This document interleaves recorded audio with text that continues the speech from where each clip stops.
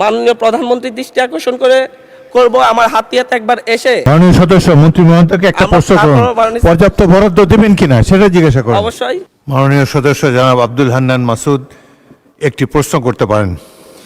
মাননীয় স্পিকার, আন্তঃমন্ত্রণালয় মিটিংয়ে কোনো শুধুমাত্র অফিসিয়াল মিটিংয়ের মাধ্যমে আমাদের এই প্রজেক্টটি 2100 কোটি টাকার প্রজেক্ট কেটে শুধুমাত্র 800 কোটি টাকায় নিয়ে আসা হয়েছে।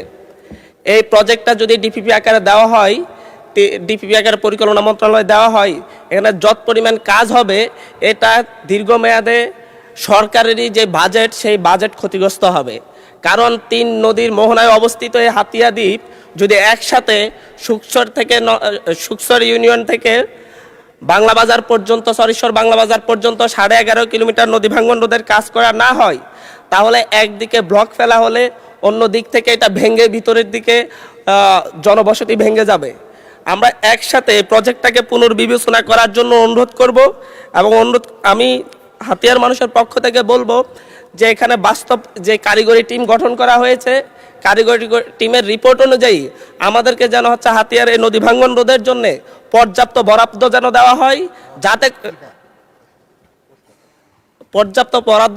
হয়, যাতে করে নদী ভাঙ্গন থেকে হাতিয়ার মানুষের যে দীর্ঘ 60 বছরের যে নদী ভাঙ্গনকে হাতিয়ার মানুষ মনে করছে এটা তাদের জন্য অভিশাপ। আসলে স্রষ্টার পক্ষ থেকে কোনো অভিশাপ হয় না, এটা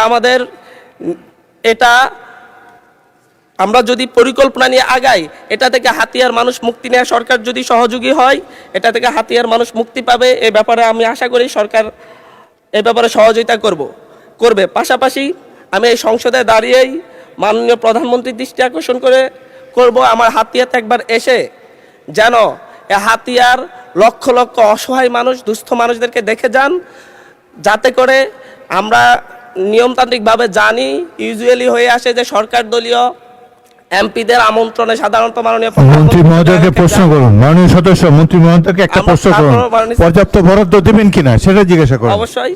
আমি তারপরেও মাননীয় প্রধানমন্ত্রীকে আমার এলাকায় আমন্ত্রণ জানাচ্ছি যাতে করে হাতিয়াতে একবার ঘুরে আসেন।